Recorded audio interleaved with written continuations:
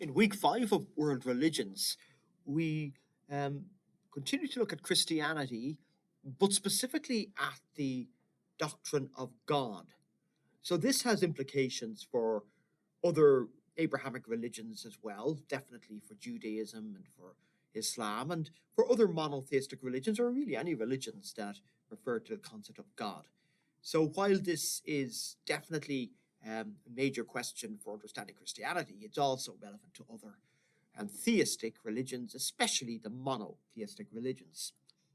And much of this week's material surrounds the discussion of what we mean by the word God and whether some debate about God involves talking at cross purposes, where different conversation partners are using the word in vastly different ways. They're not arguing about the same thing. So this week's materials include some videos that express an atheistic perspective on God. The perspective adopted by, in one case, by Ricky Gervais, the British comedian. He's no theologian, philosopher, scholar of world religions, but he has used his celebrity platform to advance his atheism, to promote and to ridicule, quite frankly, belief in God. It'll be interesting for you to listen to what Gervais means by God. At one point, he'll talk about how believing in God is like believing in fairies at the bottom of one's garden. Talks about it being embarrassing if an adult was wandering around their garden looking for some little elf-like, fairy-like dwarf creatures. Is belief in God in any way akin to belief in these folktale, fairy tale entities? Is God something like a cryptid, meaning a creature about whose existence there is ongoing debate? The Yeti, the Sasquatch, the Bigfoot. Bishop Barron has a video where he talks about the Yeti theory of God, where God may be reduced to something that occupies space somewhere in the universe and could be found if we could conduct a thorough enough search of every nook and cranny. We might find God somewhere in there, just as we'd find the Loch Ness Monster or the Dog Man or the Yeti or the Mothman if it really exists. So again, the question, is belief in God like the belief in something that's hiding out there somewhere, hiding out behind a black hole or stooped behind a planet or something? Well, Barron will answer resoundingly no. And in doing so, he's reflecting the Christian tradition, specifically St. Thomas Aquinas, the 13th century Christian theologian. But I think more broadly, this is true of the other Abrahamic religions.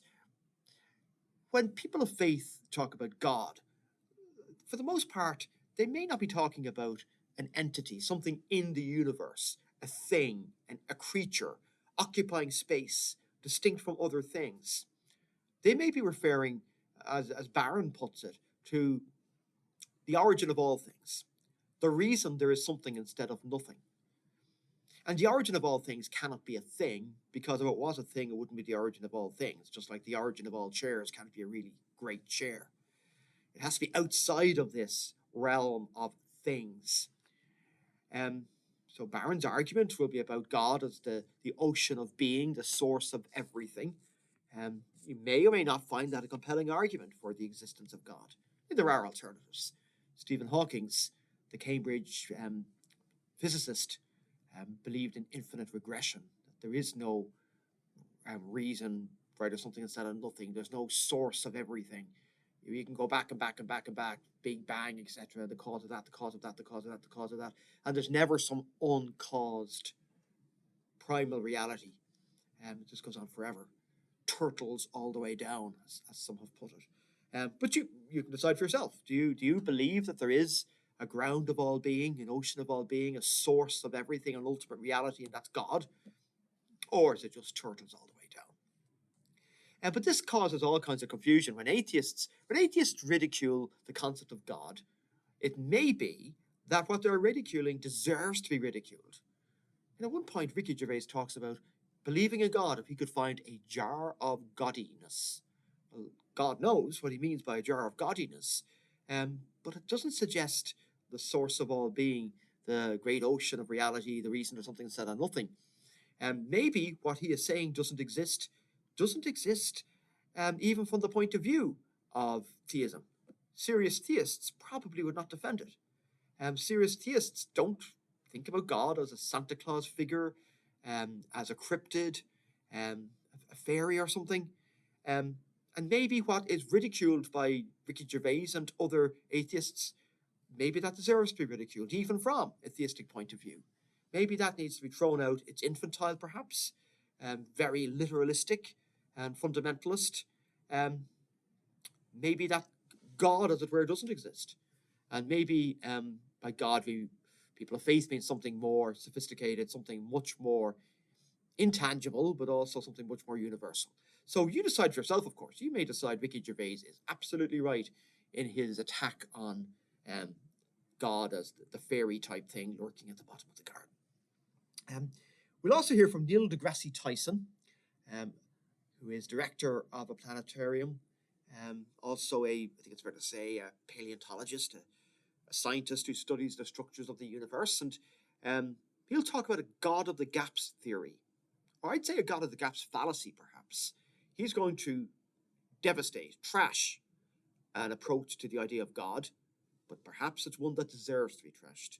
Again, perhaps it's quite far from what theists mean by the idea of God, the God of the gaps, a God who can eventually be replaced by scientific explanations for things, as though theology and hard sciences are like two opposing ways of answering the same questions.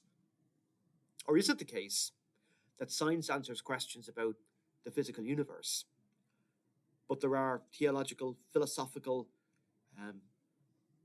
questions that cannot be answered by the hard sciences, a completely different set of questions, and they lie in the whole area of the realm of God.